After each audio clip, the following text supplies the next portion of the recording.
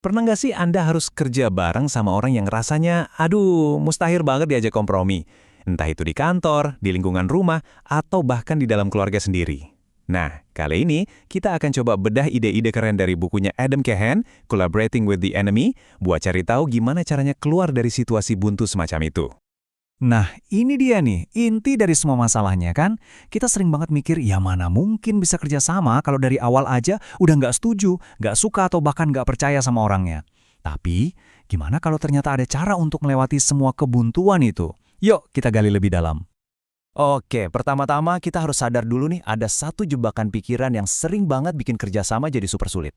Kahane sendiri punya istilah khusus untuk sindrom ini yang tanpa sadar sering menghalangi kita buat maju bareng. Istilahnya itu memusuhi atau dalam bahasa Inggrisnya enemifying. Gini, otak kita itu kan suka cari jalan pintas ya. Nah, waktu kita dihadapkan sama situasi yang rumit, cara paling gampang ya menyederhanakannya jadi kita lawan mereka. Kita langsung cap orang lain sebagai biang kerok semua masalah. Sebagai musuh. Mungkin rasanya puas sesaat, tapi ini adalah cara pikir yang sangat-sangat merusak.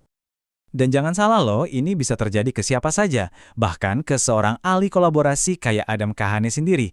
Dia pernah cerita, waktu lagi ngerjain proyek penting, timnya justru meragukan kemampuannya. Apa reaksi pertama dia? Bukannya diskusi ya, malah langsung nyalahin mereka. Dia jadi penuh curiga, nggak percaya, dan jujur aja, dalam hatinya dia berharap timnya itu hilang aja. Ini bukti nyata betapa gampangnya kita semua bisa kejebak dalam sindrom memusuh ini. Nah, ini yang perlu kita ingat baik-baik. Kolaborasi itu bukan satu-satunya pilihan. Setiap kali kita ketemu masalah, kita sebenarnya punya 4 strategi. Kita bisa memaksa, beradaptasi, keluar, atau berkolaborasi. Begitu kita sadar akan hal ini, cara pandang kita berubah. Kolaborasi bukan lagi kewajiban, tapi sebuah pilihan strategis yang kita ambil dengan sadar. Oke, sekarang kita bahas soal kolaborasinya itu sendiri. Menurut Kahane, cara kita berkolaborasi yang biasa-biasa aja, yang dia sebut konvensional, itu seringnya malah nggak berhasil. Terutama buat masalah-masalah yang pelik. Kita butuh sebuah model yang baru. Bedanya itu jauh banget. Coba lihat ya. Di satu sisi ada kolaborasi konvensional yang maunya serba terkendali, cari harmoni, bikin satu rencana yang sempurna, dan tujuannya adalah supaya orang lain yang berubah. Nah, di sisi lain, ada kolaborasi lentur. Di sini kita sadar kalau kita nggak bisa mengontrol semuanya. Kita terima kalau konflik itu wajar, dan yang paling penting, kita fokus untuk mengubah diri kita sendiri lebih dulu. Jadi, ini bukan lagi soal rapat yang kaku, tapi lebih mirip latihan bela diri yang dinamis dan fleksibel. Biar lebih kebayang, ini ada contoh nyata dari gagalnya cara konvensional. Ada seorang CEO rumah sakit yang bikin rencana transformasi yang keren banget, dirancang bareng manajer-manajer atasannya. Kelihatannya oke kan? Tapi pas rencana itu diturunkan ke staf, responsnya justru sinisme dan penolakan. Proyeknya gagal total. Kenapa? Ya karena mereka coba mengontrol dan memaksakan perubahan dari atas ke bawah, tanpa benar-benar melibatkan orang-orang yang ada di lapangan. Oke, terus gimana dong cara kita melakukan kolaborasi lentur ini? Kita mulai dengan lenturan yang pertama, yaitu kemampuan untuk merangkul dua kekuatan yang kelihatannya saling bertolak belakang. Di sini, kekuatan dan cinta itu bukan sekedar emosi biasa ya.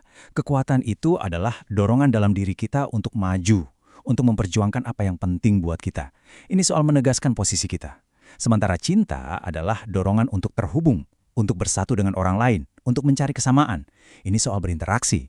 Dua-duanya ini adalah dorongan mendasar yang ada di dalam diri kita semua. Kutipan dari Martin Luther King Jr. ini ngena banget.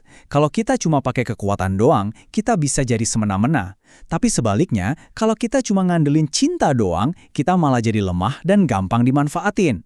Nah, kolaborasi yang beneran efektif itu nggak milih salah satu, tapi bisa memakai keduanya secara bergantian. Kuncinya itu bukan menemukan keseimbangan yang statis, lalu diam di situ. Bukan, tapi terus bergerak dalam sebuah siklus. Anggap aja kayak bernapas. Anda mulai dengan berinteraksi atau cinta, tapi kalau Anda merasa terlalu banyak kompromi, Anda harus berani menegaskan kebutuhan Anda atau kekuatan. Pasti nanti ada penolakan kan? Nah, saat itulah Anda perlu kembali lagi berinteraksi dengan cinta. Jadi ini seperti tarian dinamis antara dua dorongan itu. Lenturan yang kedua ini menantang banget cara kita berpikir soal perencanaan. Gimana coba caranya kita bisa maju kalau kita bahkan nggak sepakat masalahnya itu apa, apalagi solusinya? Ada sebuah pepatah lama yang keren banget. Kita menyeberangi sungai dengan meraba-raba batu. Maksudnya apa?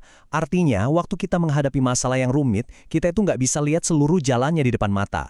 Nggak ada jembatan yang udah jadi. Satu-satunya cara untuk maju adalah dengan mengambil satu langkah, merasakan di mana pijakan berikutnya, baru melangkah lagi. Ada sebuah cerita luar biasa tentang satu unit tentara yang tersesat di pegunungan Alpen pas lagi badai salju. Mereka udah hampir putus asa, sampai akhirnya salah satu dari mereka nemuin peta. Dengan peta itu, mereka jadi punya harapan lagi. Mereka mulai bergerak, dan akhirnya selamat. Tapi yang mengejutkan, belakangan letnannya baru sadar kalau peta itu sebenarnya peta pegunungan Pyrenees, bukan Alpen. Gila kan? Pelajarannya apa? Terkadang, punya sesuatu untuk dipegang, bahkan rencana yang salah sekalipun, itu lebih penting daripada tidak punya rencana sama kali. Karena keyakinan untuk mengambil langkah pertamalah yang menyelamatkan kita, bukan kesempurnaan rencananya. Oke, jadi apa yang bisa kita bawa pulang dari semua ini? Gimana caranya kita bisa mulai menerapkan ide-ide ini di kehidupan kita? Inti dari semuanya adalah perubahan pola pikir. Jadi lupakan obsesi untuk bisa mengontrol segalanya, mencapai harmoni total, atau bikin rencana super sempurna. Dalam kolaborasi yang sulit, tujuannya itu jauh lebih sederhana. Gimana caranya kita bisa keluar dari situasi macet ini dan mengambil satu langkah kecil ke depan bareng-bareng. Kuncinya adalah kita harus terima kalau prosesnya pasti bakal berantakan dan penuh ketidakpastian. Dan sebagai penutup, saya mau ajukan satu pertanyaan buat Anda renungkan. Coba pikirkan tantangan terbesar Anda sekarang, mungkin itu proyek di kantor, masalah di lingkungan, atau dinamika di keluarga. Di area mana dalam hidup Anda merasa terlalu fokus membuat rencana yang sempurna, padahal yang sebenarnya Anda butuhkan adalah mulai bergerak, mulai bereksperimen, dan mulai melenturkan diri.